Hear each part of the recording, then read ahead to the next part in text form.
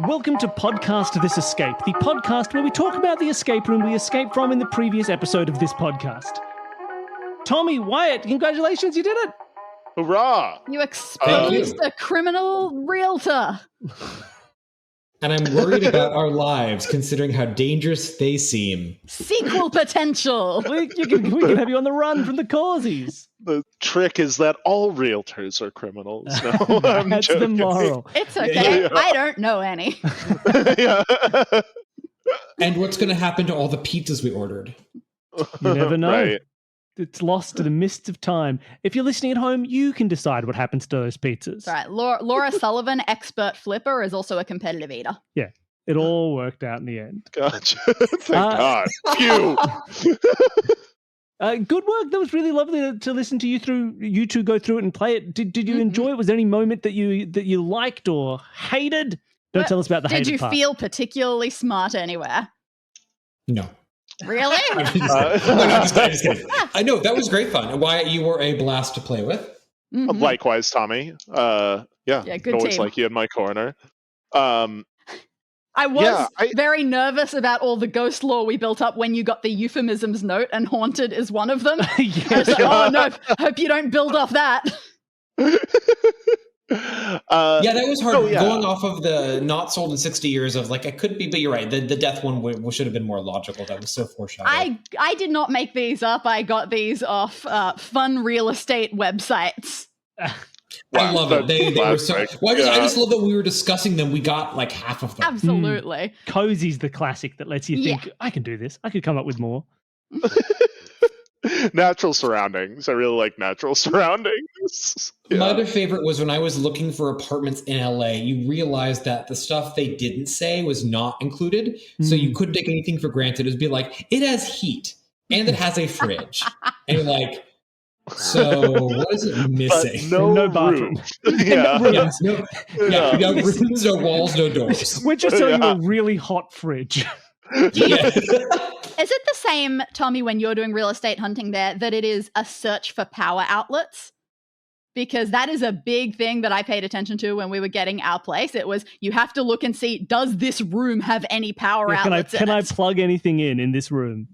It is a crapshoot. I was lucky in that my first big apartment that I lived in alone had power outlets everywhere because it was remodeled. But then, when you go to an older place, you're very lucky if you're like, oh, there's one in the room next door, so I'm going to be running a lot of power strips. Or like our previous apartment, which we were renting, which was a brand new build, and it had plenty of power outlets. Whether they worked or not was an interesting matter, because some of them just were not wired inside the wall and would have to have opened up the whole wall to get them wired to something.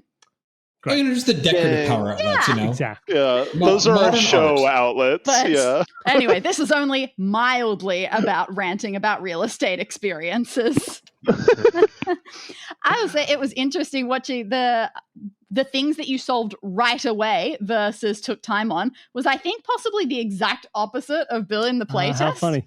Like, Billy, you took a while to notice the awards.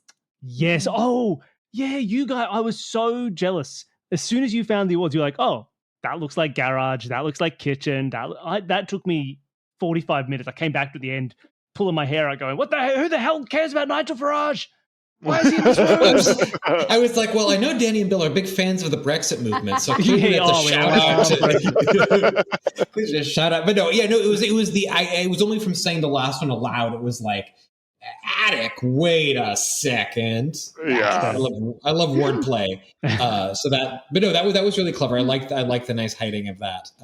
I think it was nice because you did a lot of peppering of things around that eventually all came together, which I think is very clean. It's the observation and connection parts that I love. So yeah, good job on the uranium flowers. That was a nice bit of teamwork. Yes. Yeah, the key. That was definitely one of my favorites. You crushed that one, Tommy. Yeah, that was really clever too. I think that was such a subtle way of like, if you hadn't pointed out the flowers being so like present, I would have just ignored them as being decorative. So it was a nice double team. I was going to say, Wyatt, that was very like, for people who haven't done many escape rooms or they're not sure if they do well. I often say like that's the sort of skill that you get, that being able to be aware of like, that looks like a pattern. I don't know what to do with it. I don't know where it's going to go. But let's just acknowledge it. Sit that in the back. And that was perfect. That you saw that straight away. It was like, I don't know what this is. Those flowers are clearly not just flowers. Yeah, I mean, let's I think that's the thing that I love about escape room design in general. It's kind of like that awards thing where it's like Tommy got it immediately, but it's like there's definitely things that we, like Tommy and I in our playthrough, took a ton of time on that I'm sure you breezed through. Which that's I think that's the beautiful thing about escape rooms is like the puzzle diversity scratches everyone's heads differently. Yeah. Which I think is really and it is nice. It is nice to like I think that is like you as you play more and more, you start to notice like that's half of a puzzle. That's a hint to a puzzle. That's like and so getting that as a skill is really helpful. Like we've been recently playing through Escape Academy, and we had a lot of those sort of moments of walking through a space and being like, oh, I have no idea what that is, but that's weird. Like I can tell that piece of paint is clearly a hint, and that piece of paint is background art, and you just start to get like an understanding of how that all comes together. Well, because it's almost like when you're in an escape room, it's like there's the escape room environment is trying to convince you that it's a real space, but then you're like noticing these details, and it's like kind of uncanny valley, where it's like wait a minute, that's weird as heck. Like, what is that? That's not how the world is. I find that a lot harder in a real escape room than in an online one or an audio one. And that I still remember very much being in an escape room once, and they had what's it called? A crow machine. I can't even remember what crow stands for. A crow machine? CRO. Wait. Is it an actual crow, like a crow distribution machine? I don't know, one of the ones that you move dials around and it shows you wavelengths of things. Okay, like a spectrometry, whatever. It's more physicsy than chemistry-ish. It's oscillation. Yeah, an oscilloscope. Yes, cathode ray oscilloscope. You're right. Thank you. That's the O in crow. And found one of those in a sciencey room, and I went, "Oh, great! I've just finished working in a science lab. I've used these before. Let's get this out. I'll start fiddling with it." It was just set decoration. But it was so conspicuous to me. That's one of the things that drives me nuts on games that have a lot of like dials and things to make up the decor, because especially when they mix an actual puzzle, because we did a game recently that was in a legally not Ghostbusters lab, and they actually have a puzzle that uses the oscilloscope to match a wavelength where you're adjusting the height and width. But then the other dials and buttons were useless. And it's like, well, why these? Why are these the ones we have to mess with? And there's no indicator. And so it drives me nuts. In my class, I talk about the decor choices. And I talk about these sort of 3 levels of decor, which is passive decor, which is meant to be, don't pay attention to me, but it blends into the environment like justifiably in that it makes sense why it's there. It's themed to the space, but it's not otherwise noticeable or worth looking at. I call it like active decor is meant to be like storytelling, aspects, but not puzzle based. And then puzzle, which is meant to jump out at you. It's a puzzle. And in my mind, you should be able to tell the difference when something is like, oh, cool, this is a clue or worth looking at. And this is the thing we should actually be interacting with and solving within the contents of it. And you should be able to, as an audience member, immediately or very quickly tell the difference between this is worth touching and looking at, this is giving me a clue, and this is the actual thing I should be solving or touching. That'd be great. Of course, different players have very different abilities to tell those differences as well. Yes. So in our context, Wyatt, of being able to just sort of create these in the fake space, as I like to call it now, is you have a lot more control over the realism and just saying, no, this thing has 2 buttons that you can mess with. It has 2 buttons, full stop. Yeah, I mean, like when y'all were talking about kind of like passive decor and active decor, the thing that sort of came up for me was like all the like we have so much control over the composition of the space. Like we can we can make stuff tonally more muted in places where we don't want players to look versus places where we want players to look. The other thing that you do well with Escape Academy that you can't do in a real space, and is actually something similar to what we do, because like when we describe a space to you, we just say, here are 7 things in the room. And naturally, your brains fill out the rest of the space to look like a real estate agent's office. Yeah, like there was a ceiling, there was a floor. Yeah. Didn't need to describe them, but I'm sure you had them there. Yeah. And so we can limit, like, we can list the interactable objects, and then you fill out the rest. Whereas in a real space, that would look incredibly sparse and bland and empty. You can So touch you and have sniff to add anything. decor, right? And what you have with Escape Academy that works well is you can do a similar thing of, like, you can have certain objects, like there's a scene in Escape Academy in a library. And you can just say, how do you stop someone looking through every single book in the library? They're not clickable. They don't highlight. You can't go to the shelf and take every single individual book out like you could in a real space. Books in physical escape rooms is always a little bit haunting. And so you can, like, paint the decor, but you can also, even if, like, obviously you've designed it in a way where certain things aren't interesting, but on the off chance that someone accidentally gets interested in it, you can just be like, sorry, no interact options. Redirect. Don't waste time. Which is something that's so much harder in a physical space, which, Tommy, you have to, like, worry about so much more. Are they going to pick up the newspaper and read every page? Are they going to... Did that in my first escape room. Exactly. No, that was the actual lesson I just did at my most recent class, which is the battle, exactly what you said, which is I describe a game and say, okay, behind this door is the game called the library. And you walk inside, what do you expect? And people say books. And it's, okay, well, you have one book in the room. And then, well, it's not a library. Okay, how many books do you expect? Like, lots of them. Okay, there are lots of books on the shelves. And you walk in, and I tell you that there's a puzzle in one of the books. What do you do? They flip through all the books. So I'm like, yeah, that's probably not. Is that fun? No, it's hard. Okay, so I'm going to glue and secure all the books down except for one, and I'm going to paint that one with a red spine. And then you walk up, and is it weird to you that one of the books can come out, but the other books can't? And people are debating and talking about this. And then I said, there's an actor in the room, and the actor's librarian. And if you say, librarian, why are all your books glued down? Now you're having to add these extra weird layers of fiction in that in this world, is it normal that books are glued down? Has the glue fairy or wizard done it? And the biggest point of this lesson I make is that there is no right choice. It is what's appropriate for the context, for the medium, and for your particular game. And yeah, it's maddening because you have to think about the reset. And yes, real libraries don't have books magically glued down, but it's definitely the thing that you start to appreciate in a real game is like realism versus nice design choices and people that don't hate their staff. Yeah. For having to reset. And luckily we have the extra element of control that we can set things in a full library and just say, you are overwhelmed with the number of books. You can't just flip through all of them. Full stop. There are too many key cards in this stack of key cards. No, and I like that. I we think get to me say it's no nice. in a way that physical game masters can't. Yeah. No, I think it's nice. It's hand wavy, but also I think it works because it's nice to know, okay, these are going to be important later, but come back to it. And real life has a hard way of swatting you away and saying, like, come back later, kid. I wish I wish objects and things could do that. That would be great. Yeah. Okay. Please. Oh no, it's kind of interesting because I do think the type of escape rooms you create are really informed by the medium that you're like in terms of thematics.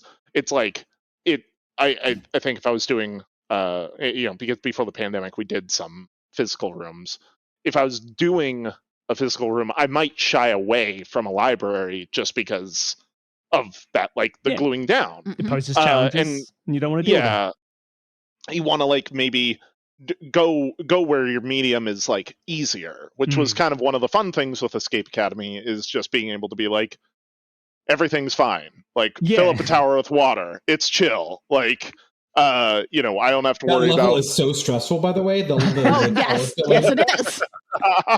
Actually, I was more stressed by the bomb one, not because of the bomb itself, but because that was really open. There were lots of places to go and look at. The bomb in the quad. Yeah, what's interesting is that those two levels were levels 2 and 3 that we designed in the game. Yeah, I remember I playtested really early, like almost gray boxed versions of those, and it was amazing watching how they came together. Oh yeah, you totally did. It went so cool. We saw your name in the credits. I remember. Yeah, special thanks to Tommy Honton. Yeah, our boy. I bullied him into it. I was like, please, I don't want to. Yeah, you gotta put my name in that, kid. I know where you live. The order of like our rooms developed is we like developed one room, that was like the janitor's closet, which is we're just like figuring out kind of the UX of it. And so it was like the simplest, easiest room. And then we did the headmaster's office, and then we did Under Pressure, and then we did the quad. Because the quad, like with Under Pressure, we wanted to see what it was like to have like 5 mini rooms stitched together, which Under Pressure is the water filling one. And then the quad, we wanted to see what it was like to have an escape room outside.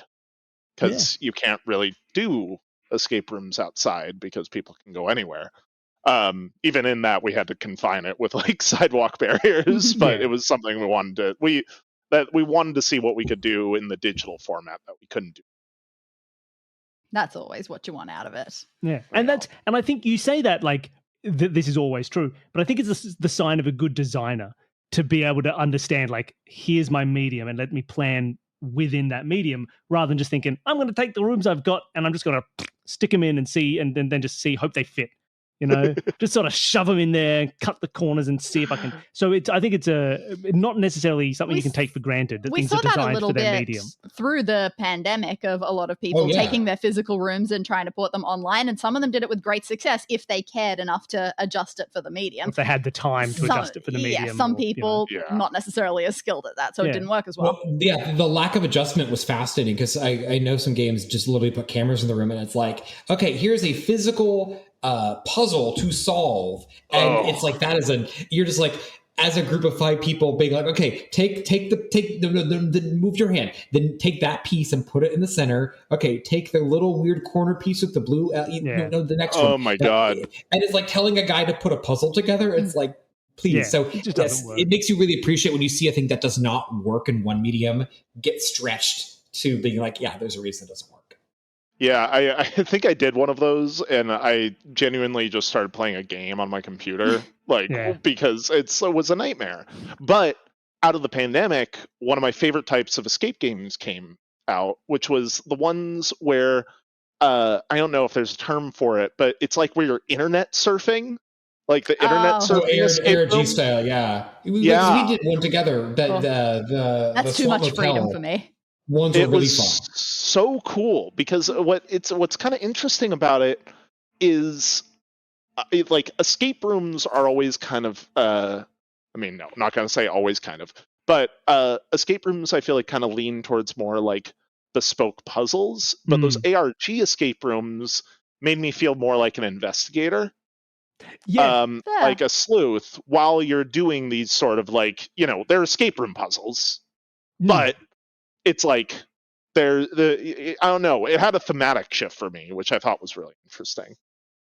Yeah, it's cool because with the ARGs, obviously, my biggest issue with the ARGs is they kind of are things that reward, a Reddit subreddit that basically is like one person does something and then 50 people watch and comment on it, versus what Swamp Motel and some of the other companies that did this were it's a self-contained timed ARG that's sort of within a set of barriers, but it still feels like you said, you're solving mysteries, and there's some really, really clever stuff that companies did that I thought, like you said, embraced the medium well and made you feel like you were a detective without feeling like you're having to either solve puzzles that are not fun or, again, read a subreddit recapping what you couldn't or didn't want to do. It's it's kind of interesting how the medium that you're playing the game in affects the game design, because that's sort of how I feel about escape rooms in general, in that like they started as flash games, and then which are like, were primarily single player experiences, and then people pulled that flash game architecture into the real world, and that turned it into a collaborative experience, because you have like the location-based entertainment, like economics. You got to sell multiple tickets if you're going to build out this room. Which I don't know. I think that stuff is really fascinating. How it kind of modifies. It's like it feels like how the Bible changes every time it gets like translated into another language. Or like for a different culture. Yeah. End of sentence. End of sentence. Boom, mic drop. Boom, mic drop. That's a dorky mic I'm the drop. King James of escape rooms. Yeah, I mean, I know we've gone so far away from the room we just played, but to pull it back to what we've done, it was really good to watch you two go through it. One of the other things that outside of the puzzle doing that I was really impressed with, especially given it was your first time playing Wyatt, was like you're very good at looking back, going like, what have we done? What have we got? That was nice. Let's reassess all the information we have and where those input, which was very, very good work. Yeah, and you have to do that. But I especially love Wyatt, your ability to say, I know we got this from this thing, but I feel like there was more layers. Let's go back to the conference table, which I had ignored because I got one thing. Can we get things 2 or 3? Can we go back to the desks? Can we get things 2 or 3? It was really smooth and well done, and like you sort of moved to it. So I was very impressed with this would be a good how-to lesson for the teamwork and just organized ways of thinking lessons for escape rooms. I feel like a jerk because I didn't look behind the door immediately. Why if there is a meme or a trope on this show, I believe it is always look behind the door. Yeah, always look behind the door. And I did not look behind the door, and it is my mistake. Yeah, it's it always feels like a little metagamey, you know, because it's like if I'm going to design like a table, I'm not going to have that table have one thing on it. It's got to be, you know, you got to have more stuff. Where's the feedback? I have had such frustration with tables and chairs over the years that we've been doing this. We're entering year 7 of doing this podcast. And sometimes if you've got a table, naturally there's got to be a chair. But I don't want to put a chair in the room unless it's going to do something. What do I do? Because people are going to pick this chair up and be like, I break the legs off, I look inside, I flip it upside down. So I hate chairs now. I break the leg off the chair and I bash open the model home container. Well, look, thank you so much for coming on the show. It was really lovely to have you. Wyatt, it was lovely to have you for the first time. And Tommy, it's always great to have you back. I think this is a good season opener. You made it a very nice start to 2024. Yeah. And if you... honored to be back on and appreciate you always having us... let me take that again. That was terrible. Sure. Wonderful. No, thank you. Yes. Thank you so much for having me back on. It's always a joy to like hang out with you guys. And again, I have so much respect because you do this. Creating these is really hard, and I'm just impressed that you're able to create like satisfying stuff. Actually, I'm curious. One question I forgot. Like Bill, so you play test these on your own, like single player, right? And that's interesting because talking about the medium of Flash games being single player, and then to me the nature of what makes escape room special is the multiplayer aspect. So I'm curious, like when you play, do you talk aloud, or how do you like have those epiphanies? Because working with you, Wyatt, was really great to have the chance to talk aloud and then spring back and forth on stuff we observe. So I'm curious how you do that on your own, Bill. Well, I do think like I talk it all out. I speak it through, but I think honestly, I think it's like a necessary handicap to get the timing right. That I do it by myself, which makes it harder. But I know how Danny designs, and I've done. We've done hundreds of these. I know how the kind of the structure of them. So sort of if there was 2 of us, it would go very quickly. And so it's nice to like, because we've had people play singly by themselves, people play solo on the show before, and it does not go well. Not as well. No, not as well. Some of them, like it goes well, and the final product is lovely, but like it's much harder for them. It's a much, much harder experience because you have that back and forth. Occasionally we do have certain puzzles that a single player, we can tell, are quite challenging, and we have to sort of channel it together and go, I reckon if you've got 2 people together, 2 different minds looking at this, one of them's going to get that. Yeah. Often things that are just like spotting that something is wrong with something, like those awards. I will say I have discovered in recent playtests I am not good at spot the differences. And that's not about me being by myself. It's just a skill that I lack. I spend like 20 minutes trying to spot the difference between 2 images. And then our guests come on and they go, well, let's open these 2 things up. Well, obviously there's 3 differences right there. And I'm like, what are you talking about? How is that obvious? You freaks. But they get them. Everyone gets them so much faster than me. So we'll have to put some special caveat for that. So you're saying if I like get a bunch of Monopoly currency, I can like give it to you as real money? I'll have no idea apparently. But no. So mostly it works out. It works out an equivalent. My experience doing Danny's rooms is offset by doing it by myself, and it usually ends up a similar time to how long it takes other people. Thanks for letting us peek behind the curtain. Yeah. Well, thank you so much for coming on. Before you guys go, I'll start. Tommy, is there anywhere, if people wanted to find more of Tommy Honton, where would they go to see any projects you want to announce or places you want people to check out? You can just look up my website or my outdated website, tommyhonton.com, or just type my name in or shout it 3 times and I will appear. Wonderful. And then, Wyatt, where can people find more of the stuff you're doing? You can plug Escape Academy again or anything else that you'd like people to check out. Yeah, I mean, you can play Escape Academy on Steam, Epic, PlayStation, Xbox, or Switch. It's also on Xbox Game Pass. And if you're looking for anything else that Coin Crew does, you can follow us on Twitter or X, excuse me. Sorry. No one can follow you on Twitter anymore. Yeah, actually, you're true. It's too true.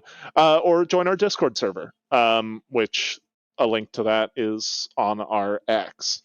But yeah, we're always running playtests. So if you ever want to play some early stuff, feel free to swoop on by. Brilliant. Wonderful. All right. Thank you so much for coming on the show. Thank you, everybody at home, for listening. I hope you enjoyed listening. Thank you, Danny, for running a fun room for everybody. For people at home, if you want to help support the show, you can tell a friend, tell anybody, just jump online, post about it. Word of mouth is the most important way to get podcasts into other people's ears. So any support there is super appreciated. You can also sign up for the Patreon if you want to help donate and keep the show running. We don't run any ads on the show, so donations are what keeps us eating food. So if you can sign up at any level, anyone who signs up at any level can appear as an NPC in one of Danny's rooms. Oh yeah, we had a few today. Thank you so much to Paul Mazumdar, Tanya Beata Halverson, Lee Causey, Valerie Stacey, Varen M. Shah, and Hector. Oh, I'm so sorry. I'm going to screw up the pronunciation right at the end. Olav. Sorry, Hector. But thank you. We'll refund your money. I've got a question about the levels. So if you donate at a low level, are you considered a bad guy? And as you donate more, you get considered the Tanyas is that's pretty every bad. No, NPC, they want that. There's a 90% chance you'll be a terrible person in one of the rooms. That's just how it works. The best you can hope for is a happy animal. But there are other levels. People, if you donate at $5 more, you get all the bonus audio. You can listen to me playtest this room and all the other and fun side shows and a 2-minute mystery series where we solve old murder mysteries and things like that. There's monthly vlogs for the $10 donors. At the moment, we're doing a long series of reacting to escape rooms in popular culture and TV shows. And there's trivia for $20 donors. It's a whole big thing. So go and support that if you can. It's lovely. And it also supports everyone else in the community who keeps getting these shows for free because some people are putting money in to keep them afloat. So you're supporting the arts. It's a legitimate way to support creative work. Thank you, everybody. Also, thank you to the patrons, Johnny Rock and Sally Ghost in the Attic. Mm-hmm. That's it. And Nigel Farage. Thank you so much for signing up. Yes. All right. Thank you, everybody, for listening. Thank you, everybody, for coming on the show. Bye, everybody.